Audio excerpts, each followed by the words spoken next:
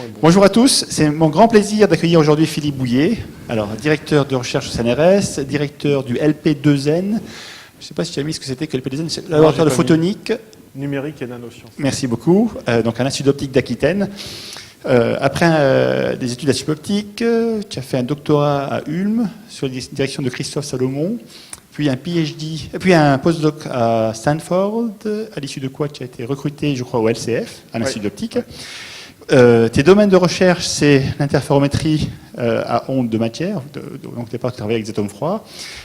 Ça t'a mené, je crois, à la cofondation de Mucans, je crois la seule boîte peut-être qui travaille, qui amène ce niveau de science au niveau, on va dire, industriel ou applicatif fort. Tes travaux t'ont valu le prix de la fondation Louis D de l'Académie des sciences française. Alors, tes travaux actuels portent toujours sur l'interférométrie à ondes de matière, et donc ça va être le thème de ton exposé. On t'écoute. Donc, je vais faire un exposé en français, mais je vais avoir des transparents en anglais, donc comme ça. Donc, effectivement, je vais essayer de vous présenter un petit peu un panorama de ce que l'on fait aujourd'hui, et en particulier de ce qu'on fait à Bordeaux, à l'Institut d'optique, sur l'utilisation et le développement de nouveaux interféromètres à ondes de matière pour étudier en particulier et tester les lois de la gravitation. Donc effectivement, j'ai passé beaucoup de temps juste à côté à l'Institut d'optique et maintenant je suis à l'Institut d'optique. Donc ici c'est l'Institut d'optique de Bordeaux. Il fait toujours beau à Bordeaux, de temps en temps il fait beau ici. Donc c'est un institut qui est tout nouveau. Le laboratoire a été créé en même temps que l'antenne de l'Institut d'optique. Un laboratoire qui essaye d'aborder en fait un petit peu tout en allant des nanosciences jusqu'aux sciences de l'information et à l'informatique et de créer une approche un petit peu pluridisciplinaire. Donc aujourd'hui, je ne vais pas vous parler ni vraiment de nanosciences, même si les atomes sont tout petits, ni d'informatique, mais vraiment d'instruments que l'on essaye de développer pour essayer de atteindre des sensibilités jusqu'alors inégalées pour essayer de tester en fait un petit peu les lois de la physique à leurs extrêmes. Donc l'interférométrie atomique, juste très brièvement, ça se base sur l'idée effectivement que si on prend une particule mécanique, une particule de matière, on peut la décrire éventuellement comme une particule, c'est-à-dire par une énergie et par une quantité de mouvement, mais si c'est une onde, on peut la décrire en fait par une fréquence et une longueur d'onde. Et cette dualité entre la description particulière et la description ondulatoire, elle a maintenant un petit peu plus d'un siècle. Elle a été introduite par Albert Einstein dans le cas des photons, et puis elle a été généralisée par Louis de Broglie dans le cas de toute particule, en particulier en introduisant le concept de longueur d'onde pour la matière, de longueur d'onde de Broglie, qui est l'équivalent en fait de la longueur d'onde optique. Et cette longueur d'onde de Broglie, elle a cette particularité qu'elle est d'autant plus grande qu'on va utiliser des particules légères et qu'on va les ralentir. Alors, si on fait quelques ordres de grandeur, on se rend compte que un être humain qui marche lentement à travers une porte va avoir une longueur d'onde de 10-20 ou quelque chose mètres, donc l'aspect ondulatoire de notre propagation est très faible. Si je prends maintenant un atome dont la masse est de 10-20 kg et à une vitesse de quelques mètres, voire quelques centaines de mètres par seconde, la longueur d'onde de Broglie va être de l'ordre de la longueur d'onde optique et on pourra donc observer des phénomènes ondulatoires. Alors en fait, nous, on ne va pas chercher à observer ces phénomènes ondulatoires. Quand on fait de l'interférométrie atomique, on va chercher à les utiliser. Donc on va construire un interféromètre atomique, un petit peu comme on construirait un interféromètre optique. Donc on va partir avec une source, et si on veut qu'un interféromètre marche bien, il faut essayer d'avoir la source la plus pure possible, la source avec la pureté spectrale la meilleure. Et dans notre cas, ce que l'on va faire, c'est qu'on va à la fois rendre les atomes de plus en plus ondulatoires, en les refroidissant à des températures proches du zéro absolu, 1 microkelvin ou moins. Et puis en plus, on va sélectionner la bonne classe de vitesse, donc la bonne longueur d'onde de cette onde de matière, en utilisant d'autres outils, comme par exemple les faisceaux lumineux à la bonne longueur d'onde, etc. Donc une fois qu'on a créé ces atomes, ces ondes de matière, et puis qu'on les a sélectionnés, on ajuste finalement l'espèce atomique à la vitesse qui va bien, ou l'onde de matière avec les propriétés qui vont bien, que l'on va pouvoir utiliser dans un interféromètre. Cet interféromètre, on va là encore utiliser la lumière pour le créer. En fait, on va faire interagir ces ondes de matière avec des faisceaux de lumière. Et en fait, si les atomes qui composent ce faisceau d'ondes de matière absorbent un photon, ben, ils vont absorber son énergie, mais ils vont absorber aussi sa quantité de mouvement. Donc ici, en mécanique quantique, ils absorbent une quantité de mouvement. Donc l'atome peut soit avoir absorbé, soit ne pas avoir absorbé. S'il a absorbé, il est poussé dans la direction du faisceau laser, donc il va être dévié. S'il n'a pas absorbé, ben, il va continuer son chemin comme si de rien n'était. Et en fait, on peut créer une superposition cohérente de ces deux états. Donc une partie qui a absorbé, une partie qui n'a pas absorbé le photon. Et de cette manière, on crée une lame séparatrice pour les ondes de matière. Cette lame séparatrice va séparer les paquets d'ondes atomiques. Et en fait, on peut parler d'un seul atome dans ce cas-là. Si on envoie un atome refroidi, il va séparer cet atome dans une superposition cohérente qui va pouvoir s'écarter. Alors on peut imaginer que l'écart est très faible. En fait, aujourd'hui, j'y reviendrai un petit peu, on est capable d'écarter ce paquet d'ondes sur une échelle de l'ordre de plusieurs centimètres, voire de pratiquement 1 mètre. Donc on est vraiment capable de créer des superpositions cohérentes macroscopiques d'un seul atome ou d'un seul paquet d'atomes. Donc on peut créer des grands interféromètres. On va utiliser un faisceau lumineux pour redéfléchir ou rediriger ces ondes de matière de manière à ce qu'elles se croisent à la fin. Et pour ceux qui ont fait de l'interférométrie en optique, vous voyez qu'on a construit ici un interféromètre de Mach-Zehnder optique. Alors c'est un interféromètre un peu particulier dans le cas de l'utilisation de la lumière, puisque lorsqu'on absorbe un photon, on va changer l'état interne de l'atome. Donc en fait, la partie qui a été défléchie ou diffractée par ce miroir ou cette lame séparatrice lumineuse n'est pas dans le même état. En optique, on dirait que ce n'est pas dans la même polarisation. Donc en fait, on a à la fois une distinction des chemins par la géométrie, mais aussi par l'état interne de l'atome. On utilise cet état interne en fait, pour mesurer extrêmement précisément les deux ports de sortie de l'interféromètre, simplement par des méthodes de fluorescence, puisqu'on n'a pas le même état atomique. Alors, qu'est-ce qui se passe maintenant si je regarde le signal en sortie d'un interféromètre atomique? Ben, j'envoie effectivement des atomes ultra froids, donc à travers cet interféromètre, ils sont diffractés, redéfléchis, remélangés, et en sortie, en fonction de la différence de chemin ou la différence de phase entre les deux chemins atomiques, dans ce cas-là, je vais avoir une modulation de la probabilité que l'atome sorte ou que l'onde de matière sorte vers le haut ou vers le bas de mon interféromètre en fonction de cette différence de chemin, donc une différence de phase. Ici, c'est un vrai signal, ce n'est pas une simulation. Chaque point correspond en fait à une expérience, pas à un atome, mais à une expérience qui est réalisée pour un déphasage donné entre le chemin du bas et le chemin du haut. Donc ça, c'est un interféromètre. Pour faire ce déphasage, on peut, par exemple, jouer sur la phase du faisceau laser, simplement en bougeant, c'est un petit peu comme si on avait un réseau de diffraction, en bougeant la position du réseau, on va changer la phase en sortie de l'interféromètre. Mais ce qui peut se passer aussi, puisque les particules qu'on utilise sont des atomes, donc ces particules massives, c'est que si maintenant cet interféromètre est réalisé en présence d'une accélération, ben on va en fait déformer les trajectoires atomiques, simplement sous l'effet de l'accélération. Et la déformation de ces trajectoires atomiques, on peut se dire qu'elle va entraîner en fait une modification de la longueur des chemins parcourus par les deux ondes de matière, une différence de longueur qui peut se traduire directement comme un déphasage.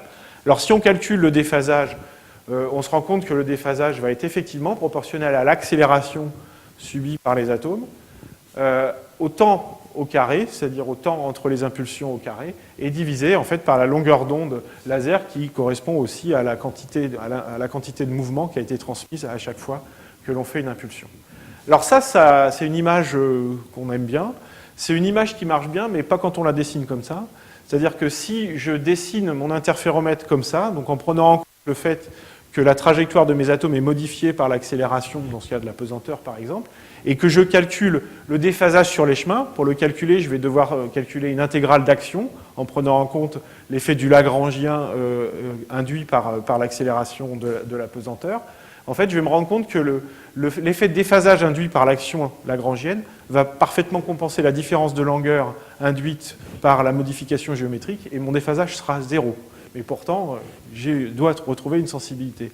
Et cette sensibilité, lorsqu'on la calcule, elle vient du fait que lors de l'interaction entre les atomes et la lumière, en fait, on va non seulement transférer quelque part l'énergie du photon et sa quantité de mouvement, mais on transfère aussi dans l'onde de matière une information sur la phase correspondant à la position du centre de masse de l'atome lors de son interaction. Et finalement, ce calcul nous induit une image assez simple, entre guillemets, de comment fonctionne un interféromètre atomique. Alors c'est une image tellement simple qu'elle en devient presque classique. Finalement, ce qui se passe, c'est qu'on a un atome qui tombe dans un champ d'accélération. Et puis on va allumer avec un flash à 3 moments différents un faisceau laser, ou plutôt même dans ce cas-là une onde stationnaire qui correspond un petit peu à une règle, et puis on va regarder avec cette règle, à ces 3 instants, où se trouve le centre de masse de l'atome qui est en train d'évoluer. Donc on fait une mesure 3 fois, avec une règle qui est finalement assez précise, puisque le pas d'échantillonnage de la règle, c'est la longueur d'onde, c'est 1 micron, puis comme on stabilise notre laser, ça peut être beaucoup plus précis que ça. Et en fait, la distance parcourue, ça correspond à un demi de gt carré. Et donc si je dis que la précision avec laquelle je vais pouvoir mesurer mon accélération, c'est la distance parcourue divisée par le pas de ma règle, je trouve un demi de gt carré divisé par lambda, ce qui revient effectivement à 2pi sur lambda gt carré pour le déphasage. Donc en fait, cette image assez simple, mais qui découle quand même d'un vrai calcul quantique, nous permet en fait d'avoir l'équation exacte, au moins à l'ordre 0, du déphasage dans l'interféromètre. Elle est intéressante, cette image, parce qu'elle permet de comprendre certaines contraintes que l'on va devoir affronter lorsqu'on va vouloir faire marcher un interféromètre atomique. Si vous essayez de mesurer précisément une distance avec une règle et que vous tremblez, ça va être impossible. Ici, si la phase de l'onde laser que j'utilise pour manipuler mes atomes n'est pas stable, si la fréquence de mon laser n'est pas stable, je vais me retrouver avec effectivement l'impossibilité d'avoir une mesure extrêmement précise de l'accélération, et je vais donc ne pas pouvoir utiliser ces types d'interféromètres à ces performances ultimes. Alors c'est quoi les performances? En fait, si je fais quelques ordres de grandeur, et si je me dis que par exemple je fais tomber mes atomes pendant 1 seconde, donc je utilise une longueur d'onde qui est de l'ordre de 1 micron, et que je suis capable d'avoir ici une résolution de mes franges avec un rapport signal à bruit de l'ordre de 1000, c'est à peu près ce que l'on est capable de réaliser sur les expériences, je me rends compte que les variations d'accélération que je vais être capable d'observer ou de mesurer avec mon appareil sont de l'ordre de 10-10 mètres par seconde carré. Donc c'est 10 millionièmes de millionième de l'accélération de la pesanteur. Donc c'est très petit. Alors pour information, par exemple, 1 milliardième de l'accélération de la pesanteur, ça correspond à une différence de hauteur de 3 mm. Donc là, on serait capable, avec ce type de sensibilité, d'aller regarder des modifications de hauteur de l'ordre de moins que le millimètre, voire la centaine de microns, ce qui aujourd'hui est impossible à faire. Et ce qui est d'ailleurs compliqué, parce que ça veut dire aussi qu'il faut qu'on connaisse la position de nos atomes avec cette précision-là.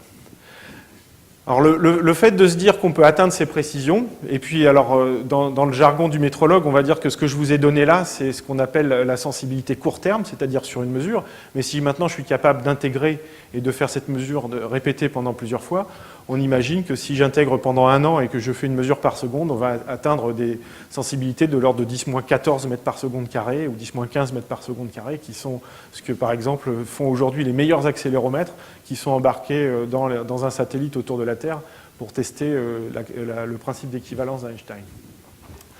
Alors quand on réfléchit aux applications, elles sont extrêmement diverses. Alors la première application qui vient naturellement avec un appareil qui mesure précisément l'accélération de la pesanteur, c'est la gravimétrie. Et la gravimétrie, c'est quelque chose d'important, c'est pas seulement mesurer G, c'est en fait faire une cartographie spatio-temporelle de l'accélération de la pesanteur, qui est loin d'être constante, et qui permet d'avoir des informations, par exemple, sur les ressources cachées sous terre, ou alors de détecter des anomalies de gravité qui peuvent être liées à des modifications brutales de la croûte terrestre ou des variations lentes de la croûte terrestre pour d'autres cas. Une des choses à laquelle que l'on a imaginé tout de suite, c'était l'idée qu'avec un système précis comme les horloges atomiques, on serait capable de faire une détection inertielle avec la précision avec des précisions similaires aux meilleures horloges sur des durées très très longues, et donc d'être capable d'avoir des systèmes de navigation autonomes qui n'ont pas besoin du GPS, donc qui n'ont besoin que d'une mesure inertielle locale, et d'intégrer cette mesure inertielle pour se guider. Alors bien entendu, comme on verra, les appareils sont encore un peu gros, donc leur applicabilité est effectivement restreinte par je dirais, les efforts technologiques qu'il faut mettre. Bien entendu, si on atteint des précisions telles, en fait, on est en train, quand on mesure l'accélération de la pesanteur très précisément, on est en train de regarder les variations de force, et ces variations de force nous donnent accès à beaucoup de choses sur la physique fondamentale. Et puis, de la même chose, la physique fondamentale et la mesure de la variation des constantes fondamentales nous permettent d'accéder, par exemple, à des modifications ou à des remises en question des modèles standards. On pense, par exemple, à... En fait, quand on mesure précisément la manière dont les atomes s'écartent l'un de l'autre après avoir subi l'effet du laser, on mesure le rapport H sur M qui permet de tester l'électrodynamique quantique. Alors, je ne vais pas revenir sur tout, je vais revenir sur certains des points, mais avant de détailler un petit peu les projets sur lesquels on s'est concentré, je voulais juste indiquer un petit peu les challenges, c'est-à-dire qu'une fois les premiers concepts et les premières réalisations un petit peu spectaculaires qu'on a fait il y a à peu près une vingtaine d'années, en particulier à Stanford, le challenge, il a été de se dire, est-ce qu'on peut transformer cette expérience de laboratoire, et je vous donne la première, on commençait à travailler le matin, et puis c'était à 4 heures du matin qu'on était capable d'avoir les signaux, parce qu'il fallait que tout marche en même temps et que personne ne soit autour. Et comment est-ce qu'on peut faire pour que, quelque part, rendre éventuellement cet appareil commercial, why not, mais si on veut pouvoir l'utiliser pour faire des mesures de précision, il faut que cet instrument, ou que cet outil, ait un niveau de fiabilité tel qu'on ne soit pas dépendant de le faire marcher pour pouvoir faire la physique qui nous intéresse derrière. Donc un interféromètre atomique, c'est compliqué. Il y a des sources laser, il y a des chambres à vide, il y a des systèmes de pilotage, il y a des ordinateurs, des systèmes de mesure. Et toutes ces choses compliquées, normalement, ça prend une pièce entière. Et il y a eu beaucoup d'efforts qui ont été faits ici, à Palaiseau, mais aussi dans le reste du monde, pour intégrer ça en utilisant des nouvelles technologies, comme les technologies fibrées, comme essayer de faire des efforts sur les designs de systèmes à vide, et puis bien sûr sur l'embarquabilité et l'informatique. Ces efforts, ils nous ont permis aujourd'hui de faire des systèmes qui sortent du laboratoire. Alors on en a envoyé dans l'avion, on arrive à faire voler un interféromètre dans l'avion, j'y reviendrai, c'est une des activités que l'on a. Récemment, il y a un interféromètre qui a été envoyé dans une fusée sonde.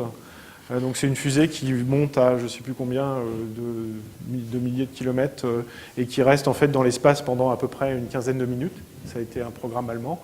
Et puis il y a beaucoup d'efforts aujourd'hui de développement technologique qui ont été soutenus par l'ANR, par l'Europe, pour faire des systèmes compacts, transportables et utilisables non plus par quelqu'un qui a une thèse et 3 post-docs, mais par quelqu'un qui n'est pas du tout expert en physique quantique et en manipulation d'atomes par laser. Donc, comme Riyad l'a mentionné, ça a conduit en fait tous ces efforts à, d'une part, avoir un produit commercial. Donc Cocorico, en France, on a la société qui est la première à vendre en fait un gravimètre utilisant des atomes froids. Donc ça c'est l'expérience, ça c'est le système laser et de pilotage, et ça c'est l'enregistrement réalisé pendant plusieurs jours. Chaque double oscillation, c'est une journée.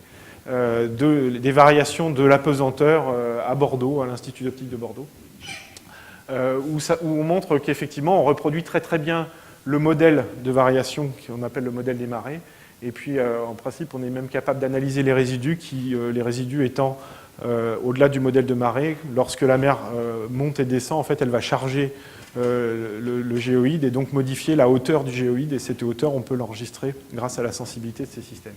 La sensibilité de cet appareil aujourd'hui, elle est de quelques microgals, c'est-à-dire elle est de 1,3 microgals, c'est-à-dire 1,3 10-9 G. Ça, c'est le niveau de précision et d'exactitude. Précision, ça veut dire les variations que l'on peut mesurer. Exactitude, ça veut dire que si j'arrête mon appareil, que je le bouge et que je le remesure, je sais que la mesure que j'ai faite, elle est exacte à 1,3 10-9 G. Je n'ai pas besoin de recalibrer. Alors, ça a conduit aussi à beaucoup de développement d'expériences, donc qui vont je dirais, de sous terre, et je parlerai un petit peu de sous terre, où on est en train de construire en fait un réseau d'interféromètres géants sous terre, sur terre avec des expériences de géophysique, où ils vont utiliser les appareils développés commercialement ou les appareils de laboratoire, dans l'avion, dans l'espace, et on a aussi des projets d'envoyer ces appareils dans des satellites, pour utiliser dans ce cas-là, par exemple, le temps d'interrogation très long, puisque là on a tout le temps, puisque les atomes ne tombent pas, pour avoir des précisions jusqu'alors inégalées. Alors, je vais commencer par sous terre, avec un projet qui a démarré maintenant il y a 5 ans, qui est un projet piloté par mon équipe, mais qui est en fait national, qui implique des géophysiciens, des astrophysiciens, et puis d'autres laboratoires de physique atomique, et dont l'objectif, c'est d'observer les ondes gravitationnelles. Alors, je ne vais pas expliquer les ondes gravitationnelles, enfin, moi, je vais expliquer ce que j'en comprends assez candidement. Une onde gravitationnelle, par exemple, elle peut être créée par des systèmes binaires, par exemple deux trous noirs, qui vont se mettre à spiraler l'un autour de l'autre, et puis éventuellement, au bout d'un moment, se mettre à en fait coalescer, c'est-à-dire se mélanger et ne devenir plus qu'un. Et quand ces deux masses énormes se mettent à graviter l'une autour de l'autre, à spiraler, en fait, elles vont créer une vibration qui va entraîner une déformation de l'espace-temps. Et cette déformation de l'espace-temps, on peut la voir si on imagine que l'espace-temps, c'est une grille, et que chaque point de la grille représente une référence inertielle absolue. Ce que va faire l'espace-temps, c'est qu'il va moduler le temps que la lumière va mettre pour aller d'une de ces références inertielles vers l'autre référence inertielle.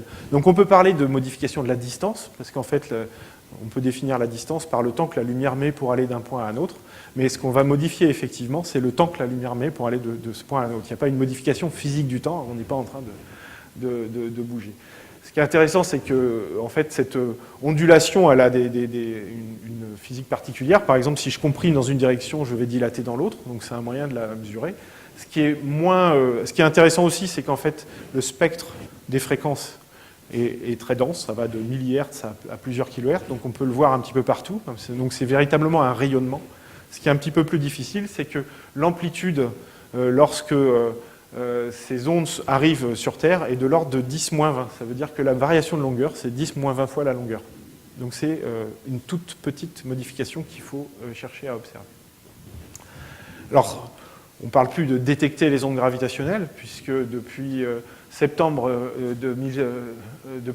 dernier, septembre 2015, et ça a été annoncé en février 2016, il y a eu l'observation des premiers signaux d'ondes gravitationnelles, donc qui sont en fait deux énormes trous noirs, hein, comme j'ai dit, qui tournent, et puis donc on est dans une phase qu'on appelle une phase spiralante ou inspirale, et puis à la fin, en fait, une fois qu'on atteint un rayon critique, où l'accélération de la pesanteur va en fait attirer les deux objets malgré le fait qu'ils aient un mouvement de rotation, on va avoir une phase de coalescence où les deux trous noirs vont se mélanger et ne faire plus qu'un. Et en fait, c'est ce qui a été observé, c'est cette dernière phase où les deux trous noirs se rapprochent et se mettent à osciller de plus en plus vite. C'est ce qui a été observé par l'interféromètre optique, qui est un interféromètre de Michelson amélioré, aux États-Unis, qui s'appelle LIGO. En fait, il y en a deux et ils ont observé le même signal en même temps. Alors, ce qui est intéressant sur ce signal, c'est qu'on a l'impression que l'amplitude de l'onde gravitationnelle est très faible et puis elle augmente. Mais en fait, ce n'est pas du tout vrai. Ce que l'on voit là, c'est qu'on a ici la bande de fréquence qui est trop basse et l'interféromètre optique n'est pas capable d'observer cette ondulation. Mais en fait, si on fait le calcul théorique de l'amplitude du signal, là c'est le trait noir qui est ici, on se rend compte en fait que l'amplitude elle diminue, donc elle est plutôt plus grande à basse fréquence. Le trait noir c'est exactement ce signal et le signal il est ici. Et en fait, LIGO, ils ont été capables d'observer en fait le signal juste dans cette période-là pendant une centaine de millisecondes. Mais en fait, si on était capable d'observer à des fréquences plus basses, hein, puisque là on est à 10 Hz, 1 Hz, 0,1 Hz, à 0,1 Hz, on aurait pu observer ce signal, non pas pendant 100 millisecondes, mais pendant une semaine, pendant plusieurs jours, pendant plusieurs mois. Et donc, c'est être capable d'aller à plus basse fréquence, c'est non plus chercher de démontrer que Einstein avait raison sur l'existence des ondes gravitationnelles, c'est utiliser les ondes gravitationnelles comme un des rayonnements cosmiques pour essayer d'observer, avec un autre type de rayonnement, d'autres aspects de notre univers. Et c'est un enjeu qui est par exemple la motivation principale d'aller faire voler une mission à quelques milliards de dollars dans une vingtaine d'années, en faisant voler le même interféromètre qu'ici, mais au lieu de faire 3 km, il fera 3 millions de kilomètres. Il sera au point de Lagrange, de très loin de la Terre, et il permettra d'aller observer à très basse fréquence les mêmes types de signaux de déformation de l'espace-temps. Et ça, c'est un véritable enjeu, mais en fait, on se rend compte que si on était capable maintenant aussi de regarder ce qui se passe entre les deux, c'est-à-dire aux alentours de 100 millihertz à quelques hertz, bah, ce serait tout aussi intéressant, puis on aura un système complètement dense d'observation qui permet à la fois d'avoir une continuité dans l'observation des signaux, mais aussi peut-être de détecter d'autres sources, puisqu'aujourd'hui, les gens l'existence des ondes gravitationnelles étant plus une question, les gens s'intéressent vraiment à l'existence de sources dans tout le spectre de fréquences. Et ici, on peut éventuellement aller dans l'espace, mais on peut commencer à se dire qu'on est capable d'aller et développer des systèmes qui vont se développer sous Terre. Donc il y a des projets d'aller faire l'équivalent d'un Virgo ou d'un LIGO sous Terre, ça s'appelle le Einstein Telescope, et c'est ce qui a motivé en fait ce projet MIGA.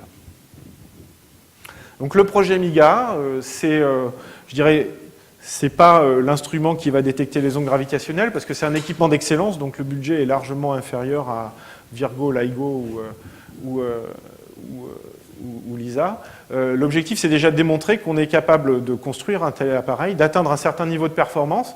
Donc ici, l'idée, si on parle en strain, c'est d'être inférieur à 10-13, c'est-à-dire qu'on aura encore 7 ordres de grandeur à gagner après. Mais ce sera avec un appareil qui va faire que 100 mètres et pas quelques kilomètres. Mais comme vous verrez par la suite, l'enjeu, c'est vraiment de démontrer que la méthode peut apporter quelque chose par rapport à la méthode optique. Alors, il y a beaucoup de partenaires dans ce projet. Donc, juste avant de parler un petit peu de pourquoi c'est intéressant, qu'est-ce qu'on veut faire? En fait, ce qu'on veut faire, c'est pas seulement aller regarder comment 2 points sont modulés. Si vous reprenez l'image de la grille, c'est aller regarder chaque point de la grille sur le chemin de la lumière qui passe. Donc, quelque part, de refaire un espèce de mapping de cette grille de déformation de l'espace-temps en utilisant un faisceau laser qui va nous servir, ou ici un faisceau laser en cavité qui va nous servir à faire les lames séparatrices de l'interféromètre, mais en envoyant à plusieurs endroits des atomes, des ondes de matière, pour mesurer à chacun de ces endroits-là la variation inertielle qui correspond en fait aux fluctuations. Et si vous vous rappelez ce que je vous ai dit, ce que ça mesure ici, c'est à la fois finalement la déformation de la trajectoire des particules liée à l'accélération, mais en fait, ça écrit aussi une information sur la phase du faisceau laser lors de l'interaction. Donc si mon atome bouge, c'est qu'il y a une force qui l'a fait bouger, mais si une force ne le fait pas bouger et que je peux lire qu'il y a eu une déformation, c'est peut-être aussi parce que la phase de mon faisceau laser a été modifiée, simplement parce que j'ai modifié le temps de parcours de la lumière par un effet relativiste. Donc ces deux effets vont pouvoir se voir avec un interféromètre ou un capteur inertiel à onde de matière. Et c'est ça l'enjeu du projet MIGA, c'est de démontrer qu'on est capable de faire ce genre de choses. Alors vous avez ici la première, donc il y a beaucoup de têtes de senseurs, d'interféromètres. Ici c'est un des premiers interféromètres. Donc si je reviens en arrière, ce serait le premier ici, là, voilà. J'en aurai un ici par exemple. Dans le projet, on va en construire 3 séparés d'une distance d'à peu près 100 mètres. Et ça, c'est la première tête qui est actuellement en cours de finalisation et puis d'utilisation au laboratoire à Bordeaux. En fait, si vous voulez faire moins de chemin, il suffit que vous alliez à l'Observatoire de Paris. Il y en a 2 comme ça qui sont en train d'être terminés de construire pour justement alimenter ce dispositif. On va s'installer sous terre. Et là, on a eu la chance d'avoir déjà fait toute l'infrastructure il y a quelques années lorsqu'on avait une force de dissuasion nucléaire, et puis d'avoir démantelé cette force de dissuasion nucléaire. Alors les silos qui sont là-haut, puisque ça c'est le plateau d'Albion, on n'a pas le droit d'y accéder, mais le système de commande et de lancement des missiles en bas, en fait, il a été rétrocédé. Un de ces sites a été rétrocédé au CNRS comme unité mixte de service. Alors il se trouve que pour des raisons qui sont certainement très bonnes, mais que je ne suis pas forcément à même d'expliquer, il fallait que les personnes qui se trouvaient là, avec le bouton rouge en face de leur visage, soient isolées du reste du monde et vraiment pas dérangées. Donc ils sont 500 mètres sous terre, 1500 mètres de distance. Ils étaient dans une capsule qui faisait 200 mètres de diamètre, à l'intérieur de laquelle il y avait une espèce de cabane en bois suspendue sur des systèmes d'isolant sismique. Et en fait, tout le laboratoire ici est le meilleur laboratoire en termes de bruit sismique et en termes de bruit magnétique, avec des portes blindées qui sont grosses comme ça à chaque section. Donc on a un laboratoire, et tout équipé avec les communications externes, puisque bien sûr, il fallait quand même qu'ils reçoivent les ordres. Et donc en fait, on a une infrastructure qui est déjà très bien équipée, donc c'était un bon point de départ pour construire en fait un interféromètre, un réseau d'interféromètres atomiques sous terre, et c'est ce que l'on va faire. Alors forcément, ça prend toujours un peu de temps, donc j'aurais bien voulu montrer une image des galeries, mais on a pris un peu de retard, parce que en fait, quand on creuse des galeries sous terre, il faut déjà demander aux chauves-souris apparemment, et ça prend du temps. Et puis après, il y a plein d'autres procédures administratives et sur l'impact environnemental qui nous ont retardés. Cela dit, voilà, on va construire quelque chose qui ressemble à LIGO, avec des lasers, mais aussi des interféromètres atomiques. Alors, qu'est-ce qu'on espère faire avec ça? Ce qu'on espère faire, c'est justement aller dans cette bande de fréquences, entre, on va dire, 10 millihertz et puis quelques hertz. Au début, on va arriver à quelque chose entre 10-13 et 10-15, et puis on va espérer améliorer ensuite, une fois qu'on aura démontré la faisabilité de ce système. Alors, quand j'ai proposé ça la première fois aux gens de la communauté des ondes gravitationnelles, ils m'ont un peu rigolé au nez, en me disant, de toute façon, ça ne va pas marcher, parce que dans la bande de fréquences que tu dis, certes, le problème des interféromètres optiques, c'est qu'il y a des miroirs, et que pour que ces miroirs soient des références inertielles, il faut qu'ils soient isolés, donc on fait des suspensions qui sont des super isolants sismiques, mais en fait, il y a forcément une limite, parce que le miroir, il doit forcément être tenu, et donc c'est ce qui fait qu'on ne peut pas descendre en dessous de quelques hertz. C'est la qualité des... donc aujourd'hui, les systèmes de suspension ou d'isolation sismique font plusieurs dizaines de mètres de haut, et en fait, si on voulait gagner un ordre de grandeur, il faudrait faire 1 kilomètre de haut, et ça, c'est pas faisable. Donc il y a vraiment une limite technologique. Les atomes, ils sont naturellement isolés sismiquement, parce qu'ils tombent et sans contact avec quoi que ce soit. Donc ça, c'était l'idée de départ. Et sur ce, on m'a répondu, oui, ça, ok. Mais en fait, c'est pas ça qui va te gêner si tu veux faire si tu veux détecter des ondes gravitationnelles à cette fréquence. Ce qui va te gêner, c'est le fait que dans la bande de fréquence entre 100 millihertz et 1 Hz, tu as un bruit qui est lié au fait que la Terre bouge, qui est lié au fait qu'il y a des fluides autour qui vont bouger, qu'il y a des microséismes à ces fréquences-là. Et ce bruit-là, tu ne vas pas pouvoir l'éviter. Et comme je vous ai dit avant, ce bruit-là, je vais le ressentir. C'est les modifications des masses autour de mon atome qui vont changer la trajectoire de l'atome par l'effet de la modification de l'accélération de la pesanteur. Mais je vais voir ça comme s'il y avait eu une variation de la phase du laser. Et on ne peut pas voir la différence. Et d'ailleurs, c'est aussi un problème pour les systèmes optiques, puisque les miroirs, ils subissent exactement la même chose. Et le bruit, il est assez élevé, hein, vous voyez ici. Donc ça, c'est la mesure précise du bruit sismique en mètres par seconde. Donc ici, vous avez 1 micromètre par seconde d'amplitude en 1 seconde de mesure. Là, vous avez des effets typiques de marée, en fait. Et donc ce bruit-là, c'est le bruit intrinsèque, et c'est un des meilleurs sites en termes de bruit que vous pouvez trouver dans le monde. Alors si je mets ça sur la courbe que je vous ai montrée tout à l'heure, effectivement, j'ai un mur. Hein, c'est-à-dire qu'à 10-13, on va commencer à taper effectivement dans ce bruit-là. Alors ça, c'est super, parce que ça veut dire que même avec la sensibilité faible de l'appareil qu'on va construire, on va pouvoir regarder ces effets-là. Mais c'est moins super si on essaye de dire qu'on va pouvoir baisser en dessous. Et là, la réponse que l'on propose, et c'est celle qu'on veut démontrer, c'est que finalement, la différence entre deux trous noirs à plusieurs mégaparsecs qui vont créer une vibration, une vibration qui certes est éventuellement sphérique lorsqu'on est proche, mais en fait quand elle arrive sur Terre, c'est quasiment une onde plane. Et puis des modifications quasi locales, c'est que les modifications quasi locales vont avoir une signature spatiale, et que si on est capable de maintenant avoir une mesure spatiale de cette fluctuation, on va être capable finalement de discriminer.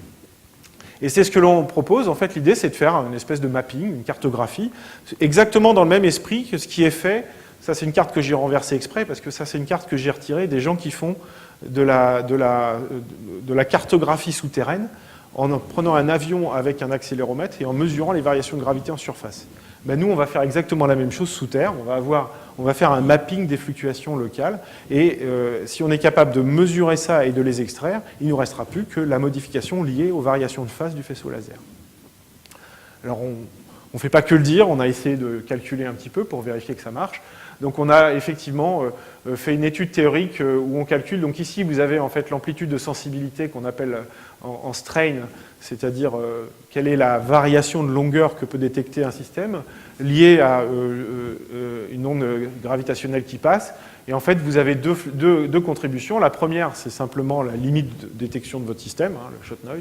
Et la deuxième, c'est effectivement lié au bruit newtonien, donc aux fluctuations d'accélération locale. Et en fait, ces fluctuations d'accélération locale, lorsqu'on commence à prendre une série d'échantillons comme ça, elle va être diminuée par le fait qu'on va être obligé de prendre en compte les corrélations. Alors, les corrélations ici, ce sont les corrélations sur un bras. Celles-là correspondent à des corrélations croisées entre les deux bras. Et en fait, lorsqu'on mesure précisément ces effets de corrélation et qu'on prend des modèles de bruit newtoniens, donc essentiellement des microséismes et les variations atmosphériques. On voit que la limite peut être baissée. Donc ici, c'est un calcul qui montre qu'on peut descendre jusqu'à environ 10-20 ou 10-22 avec un système qui est, je dirais pas complet, aussi déraisonnable que Einstein Télescope en termes de taille, etc., avec une réduction de la contribution du bruit sismique de l'ordre de 2 ordres de grandeur. Donc ça, c'est suffisant pour descendre. La remontée ici, elle est liée au bruit sismique parce qu'on va forcément être limité, mais on serait capable de faire le lien entre l'ISA et éventuellement les meilleurs détecteurs, simplement grâce au fait qu'on va utiliser non plus seulement l'information sur la variation de phase, mais aussi l'information spatiale et les corrélations qui sont impliquées par ce bruit newtonien. Donc ça, c'est l'enjeu de ce projet. Alors, je ne peux pas vous montrer de signaux parce qu'on est en train de construire ce projet. Donc je voudrais passer on va revenir sur Terre, voire même au-dessus de la Terre. Une autre expérience que l'on fait, où là, en fait, on va aller maintenant faire marcher notre appareil dans un avion. Alors, il y a d'autres challenges à faire marcher un appareil dans un avion. En particulier, ça c'est un avion assez spécial. C'est l'Airbus 0G de la société Novespace qui est utilisé par le CNES, la DLR et l'ESA.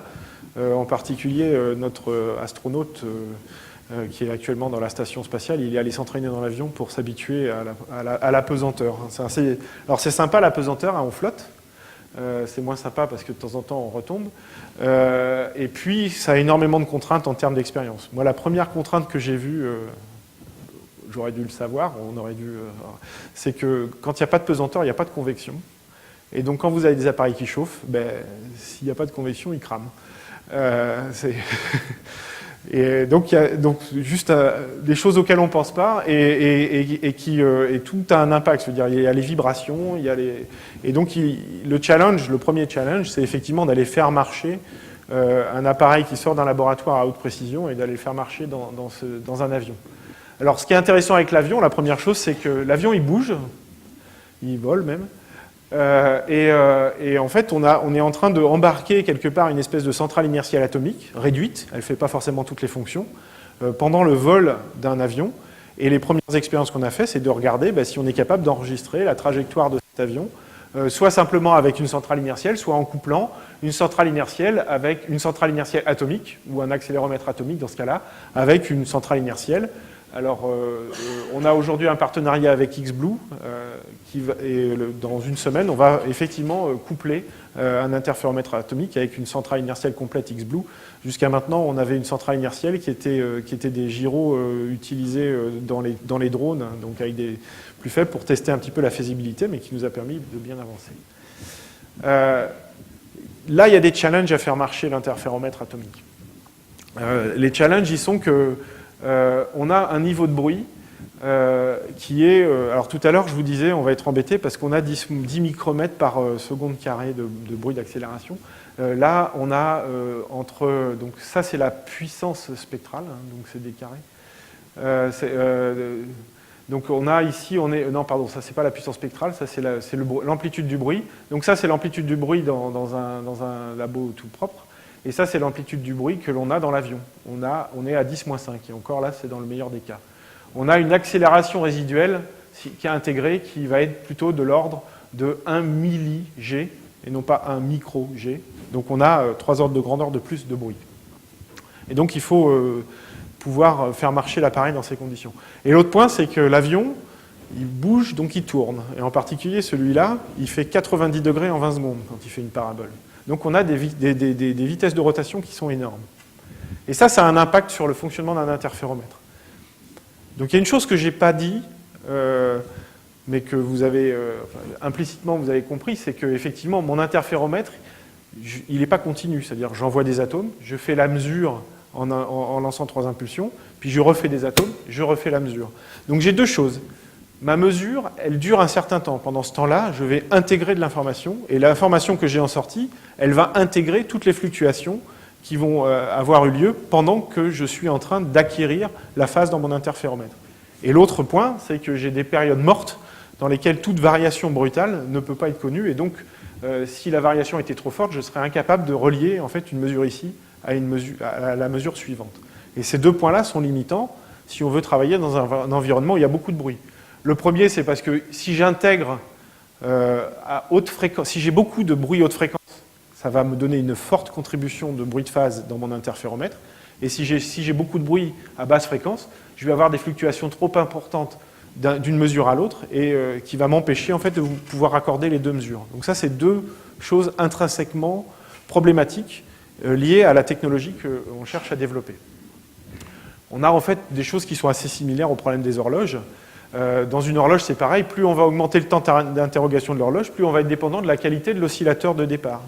Et en fait, c'est pour ça que plus on a fait des horloges performantes à atomes froids, plus il a fallu aussi travailler sur les oscillateurs Maser, les oscillateurs à quartz, et puis éventuellement les chaînes de fréquences améliorées. Donc on a exactement la même problématique qu'avec une horloge, sauf qu'ici, on y rajoute le fait qu'on veut que ça marche par définition dans un endroit qui va forcément fluctuer si on veut faire de la navigation. Alors, le résultat de ça, si vous vous rappelez ce que je vous ai dit, c'est que finalement, j'ai un avion qui bouge, donc je suis en train de mesurer précisément avec une règle qui est en train de vibrer. Et donc, quand je fais ma mesure avec des atomes, ce que j'ai, c'est une distribution aléatoire de points. Et là, on se dit, on est mal barré, ça va être dur d'utiliser la précision d'un interféromètre atomique si je ne suis pas capable de faire des franges. Alors, quand on regarde ce nuage de points, et quand on fait une statistique, on se rend compte que la forme, elle est déjà plus sympathique. Elle a exactement la forme qu'aurait une distribution sinusoïdale avec une certaine amplitude, un certain contraste et un certain rapport signal à bruit. Donc de cette courbe-là, on a toutes les informations sur les performances intrinsèques de mesure de notre interféromètre atomique. On connaît ce qu'on appelle le facteur d'échelle, puisque c'est l'accélération multipliée par 4t carré. Donc le facteur d'échelle, ça va être 2pi sur lambda t carré. Donc a priori, je connais le contraste, l'amplitude, le rapport signal à bruit et le facteur d'échelle. Je dois être capable de mesurer précisément l'accélération, simplement en me repérant où je suis, seulement à 2pi près, puisque j'ai un signal sinusoïdal. Donc il faut qu'on couple cette mesure avec un accéléromètre classique qui va nous donner une information sur le bruit haute fréquence intégré, pour savoir si l'intégrale de ce bruit haute fréquence nous dit qu'on est sur ce bout de frange-là, sur ce bout de frange-là, sur ce bout de frange-là, sur ce bout de frange-là. Et ensuite, en reconstruisant par le couplage de ces deux mesures, on va être capable de remesurer l'accélération avec la précision atomique. Donc ça, c'est ce que l'on avait fait une première fois sur une expérience de principe et qu'on a fait un petit peu mieux dans une publication qui est sortie en fin d'année dernière dans Nature Communication aussi. Donc finalement, on va se dire que le bruit d'accélération, c'est pas très grave. Pour peu qu'on ait des méthodes de couplage, on est capable de s'en sortir. Maintenant, il y a l'effet de la rotation. Donc, je vous ai dit, ici, on a un cas particulier parce qu'on a un avion, donc ça rend un peu malade d'ailleurs, mais on a un avion qui fait 90 degrés en 20 secondes. Donc, on a une forte vitesse de rotation. La forte vitesse de rotation, ça se traduit par une accélération de Coriolis. Donc, ça va modifier les trajectoires de mes ondes de matière et de mes atomes. Et en fait, suivant la direction dans laquelle je mesure, ici, ce qu'on voulait, puisque j'expliquerai par la suite, on veut mesurer en fait comment les atomes tombent quand même vers le bas. Donc on mesure toujours, si je prends l'avion, on va mesurer dans la direction perpendiculaire à l'avion ici. Donc j'ai mes atomes qui tombent dans cette direction et qui tournent dans cette direction. Et ça va me créer une force qui va faire s'écarter les trajectoires, mais dans le plan vertical. Et donc, si je tourne trop vite, en fait, mes trajectoires de mon interféromètre ne vont jamais se recroiser. Et ça, on sait que si un interféromètre, on ne le ferme pas, ben, on n'a plus de contraste. Et donc, ce qu'on va avoir là, c'est effectivement une chute de contraste. Alors, cette chute de contraste, ce qui est intéressant, c'est quand on la calcule, ben, on se rend compte qu'elle va dépendre de la température. Plus mes atomes seront froids, plus la longueur d'onde, et en fait ici c'est moins la longueur d'onde que la cohérence du paquet d'ondes associé va être grande, et donc plus je vais pouvoir me permettre d'avoir un petit décalage entre les deux trajectoires et de conserver du contraste. Et puis c'est mieux en 1G qu'en 0G, c'est pas parce que c'est mieux parce qu'il tombe moins, c'est simplement parce que ici l'avion tourne beaucoup plus vite que dans le cas de 1G. Donc ça, on a fait les mesures, et on a vu effectivement qu'en fonction de la température, on avait des chutes de contraste qui étaient beaucoup plus drastiques. Et ça, c'est une chose qu'on n'a pas d'autre solution pour le régler que de compenser cette rotation. Et donc pour le faire, il faut par exemple simplement faire tourner le miroir des lasers pour simuler la rotation inverse et donner l'impression que les atomes, qu'il n'y a pas de rotation, parce que ce n'est pas les atomes qui tournent, c'est le laser. Hein. Les atomes, ils sont dans une chambre à vide, on les piège, on les lâche, et ensuite ils suivent une trajectoire géodésique parfaite. Et ça, c'est des choses qui ont déjà été faites par Mark Kazevich à Stanford, parce qu'il a fait une énorme tour de 10 mètres de haut, et en fait, il était déjà limité par la rotation de la Terre à ce niveau-là. 6. Voilà. Donc nous, on veut faire de la physique fondamentale avec cette expérience. Ce qu'on veut faire, c'est vérifier qu'un des principes de base qu'Einstein a utilisé pour ensuite développer toute sa théorie de la relativité générale est vrai et validé. C'est le principe. Donc c'est pas le principe d'équivalence d'Einstein, c'est seulement une partie. C'est ce qu'on appelle le weak equivalence principle, le principe d'équivalence faible, ou l'universalité de la chute libre. Donc comme je dis, hein, c'est tellement un problème important que la première expérience qu'avait fait, donc je crois que c'est David Scott, Apollo 13 ou Apollo 11, je ne sais plus. La première chose qu'il a fait quand il est arrivé sur la Lune, c'est qu'il a pris une plume et un marteau et il les a fait tomber, et pour montrer qu'effectivement la plume et le marteau tombaient à la même vitesse sur la Lune que sur la Terre. Donc ça, c'est sans doute l'expérience de physique la plus chère au monde, avec le résultat le moins précis du monde, hein, parce que donc on est quand même plus précis que ça aujourd'hui, c'est-à-dire qu'aujourd'hui, le principe d'équivalence, on le teste à 10-13. Mais 10-13, ce n'est pas suffisant. Les prédictions disent que si on doit voir quelque chose qui ne vérifie pas le principe d'équivalence, et donc qui remettrait en cause au moins la théorie de la relativité générale telle qu'on la connaît, il faudrait arriver en dessous de 10-15, voire 10-16. Donc il y a encore des efforts à faire. Et nous, ce que l'on regarde, c'est la possibilité d'utiliser des atomes en chute libre et puis de regarder à quelle vitesse ils tombent dans un faisceau laser qui va mesurer leur chute.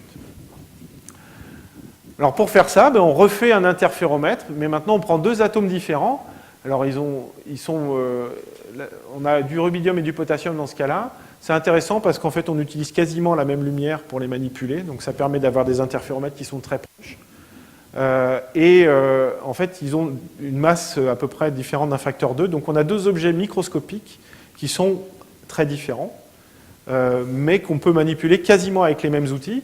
Et puis là, j'ai représenté deux boules qui sont à côté l'une de l'autre, mais en fait, l'avantage, c'est qu'on peut les mettre exactement au même endroit. On peut même se débrouiller pour qu'ils ne se voient pas. On va pouvoir manipuler, par exemple, leurs propriétés collisionnelles pour que les deux nuages soient colocalisés sans avoir d'interaction commune. Et on va faire un interféromètre, donc c'est des géométries d'interféromètre. Ici, c'est un double interféromètre en exploitant le fait qu'on est en microgravité, on est capable en fait de sélectionner certaines classes de vitesse d'un nuage d'atomes et donc d'avoir deux interféromètres simultanés. Donc on mesure la sortie des deux, on moyenne la sortie des deux, et en fait ça c'est des astuces qui nous permettent par exemple d'enlever des effets systématiques comme des fluctuations de phase, simplement parce que en fait il y en a un qui mesure dans un sens et l'autre qui mesure dans l'autre, et donc ce qu'on mesure en sortie c'est la somme des deux signaux. Bien sûr, ça ne change pas. Si je mesure dans mon avion, ce que j'ai, c'est une distribution complètement aléatoire de points. Et maintenant, ce qui est intéressant, c'est qu'en fait, je vais regarder le signal corrélé entre mes deux interféromètres. Donc, si je prends deux sinusoïdes et que je regarde maintenant le signal corrélé de ces deux sinusoïdes, je vais construire une courbe de Lissajous, une ellipse. Et en fait, c'est exactement ça. On va analyser cette ellipse, et en fait, ici, on le fait en utilisant toujours l'accéléromètre mécanique qui va nous permettre de relier les deux mesures. Et en faisant cette analyse, et en analysant la forme de l'ellipse, on va être capable de dire si, effectivement, l'accélération subie par les deux espèces atomiques est rigoureusement la même. Alors, je vous passe les détails. Après, c'est de la métrologie. Il faut analyser ça de manière hyper précise. Les enjeux, ils ont été de faire des atomes très très froids. Et il y avait un travail qui avait été fait ici à Palaiseau qui avait permis de démontrer qu'on était... Le potassium, il est très léger et donc il est dur à refroidir. Mais en fait, avec des méthodes comme des mélasses optiques un petit peu particulières, on est capable d'obtenir des températures très très basses. En utilisant ces températures très très basses et puis des astuces justement de sélection des bons atomes et de purification des états atomiques, on a été capable de faire une première mesure simultanée du potassium et du rubidium. Alors, ce n'est pas un très bon accéléromètre. Donc là, en fait, ce qu'on fait, c'est qu'on fait une mesure, et puis après, on intègre pendant 10 puissance 4 secondes. Donc, on prend plein de mesures, et puis on fait l'intégrale. Et là, on se rend compte qu'en fait, Chaque accéléromètre que l'on a ici n'est pas très bon, donc on est à peu près à 10-7 G, alors que les meilleurs dispositifs sont plutôt à 10-9 G. Mais en fait, les systèmes étant corrélés, lorsqu'on fait maintenant simplement, on regarde l'intégrale de la valeur différentielle, là on se rend compte que cette valeur, on gagne pratiquement un peu plus d'un ordre de grandeur en intégrant sur cette durée-là exactement ce qu'on espérerait si le système était parfait et n'avait pas de bruit technique. Donc ça marche. On n'est pas encore à 10-15, on a ici à peu près les meilleurs chiffres qui ont été obtenus avec des atomes froids. Et donc le challenge, c'est d'aller plus loin. Alors on a quelques pistes pour aller plus loin. Alors l'avion est un petit peu compliqué. Nous, ce qu'on a décidé de faire, c'est de mettre, avant d'aller dans l'avion, de construire un espèce d'élévateur d'Einstein, là, ou de truc de la foire du trône, sur laquelle on va mettre notre expérience et qui va en fait lancer l'expérience et puis la laisser en chute libre quasi parfaite pendant 600 millisecondes.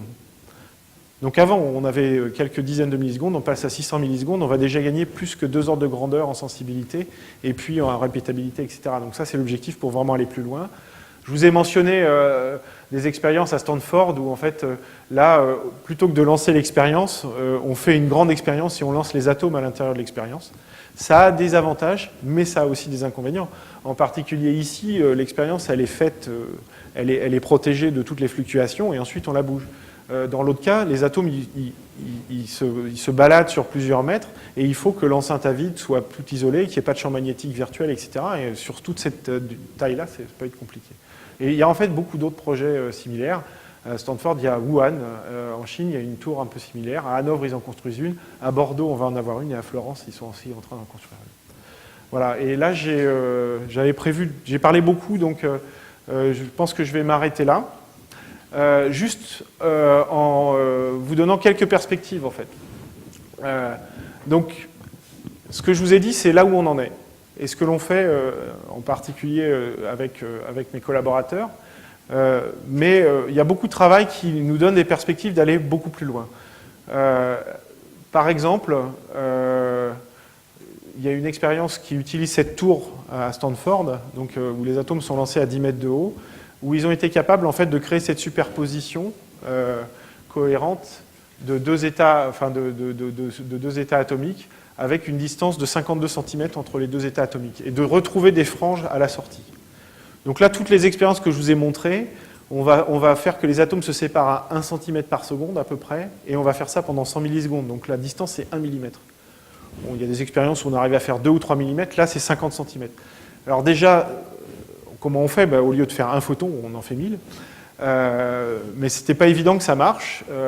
Et là, c'est vraiment une démonstration qui montre que c'est la bonne voie. Donc on va pouvoir augmenter la taille des interféromètres. Et comme en optique, augmenter la taille des interféromètres, c'est ce qui a permis d'atteindre des sensibilités inégalables. Il y a le problème de ce temps mort, qui quand même nous pose un problème si on veut faire des mesures de précision. En fait, on peut imaginer résoudre ce problème de temps mort. Il y a des expériences, par exemple, réalisées à l'Observatoire de Paris, où ce que l'on fait, c'est qu'on peut injecter plusieurs atomes, un petit train d'atomes, en fait, dans l'interféromètre, et on va les mesurer simultanément, et dans ce cas-là, on va résoudre le problème de temps mort. Ça, c'est une première approche.